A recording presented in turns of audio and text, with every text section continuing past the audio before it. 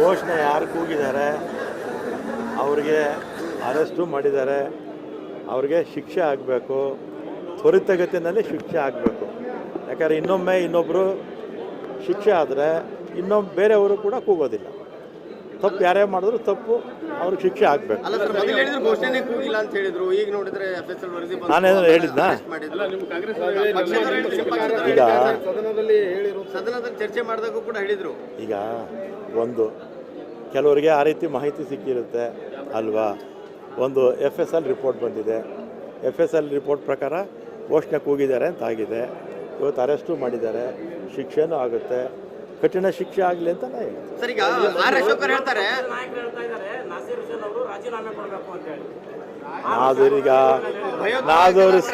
ಒಂದು ನಿಮಿಷ ರೀ, ನಾಜೀರ್ ಹುಸೇನ್ ಅವರು ಅವ್ರೇನು ಕರ್ಕೊಂಬಂದಿದ್ರಾ?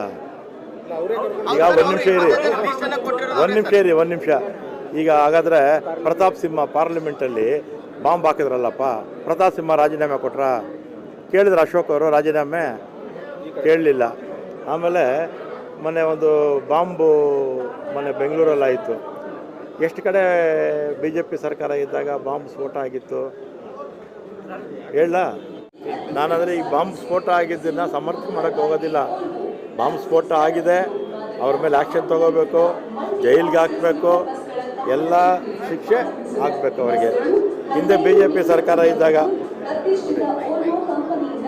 ಚಿನ್ನಸ್ವಾಮಿ ಸ್ಟೇಡಿಯಂ ಹತ್ರ, ಆಮೇಲೆ ಸರಣಿ 25 ಜುಲೈ ಸರಣಿ ಬಾಂಬ್ ಆಗಿತ್ತು.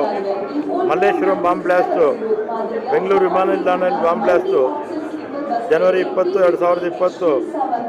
ಮತ್ತು ತುಂಗಾ ಪ್ರಯೋಗ ಬಾಂಬ್ ಸ್ಫೋಟ, ಮತ್ತು ಮಂಗಳೂರು ಕುಕ್ಕರು, ಇದೆಲ್ಲ BJP ಸರ್ಕಾರದಲ್ಲೇ ಆಗಿತ್ತು.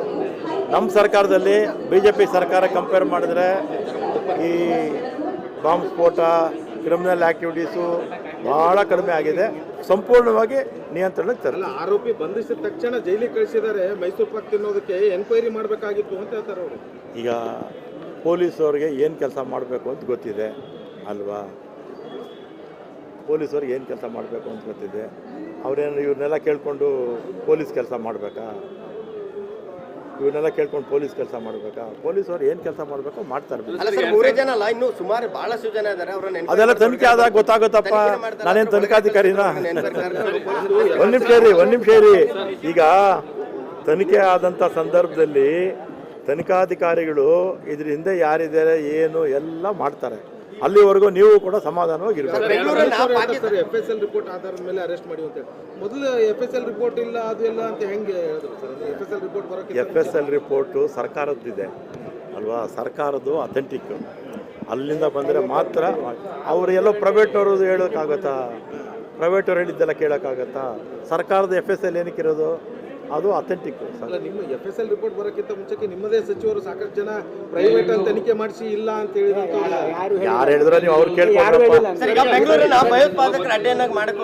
ಭಯೋತ್ಪಾದಕರ ಅಡ್ಡೆ ಆಗಿದ್ದು BJP ಕಾಲದಲ್ಲಿ. ಈಗ ನಾನು ಬಾಂಬ್ ಸ್ಫೋಟ BJP ಕಾಲದಲ್ಲಿ ಎಷ್ಟಾಗಿತ್ತು ಅಂತೇಳಿ, ಬಾಂಬ್ ಸ್ಫೋಟ ಎಷ್ಟು ಕಡೆ ಆಗಿತ್ತು ಅಂತೇಳಿ ನೋಡಿ.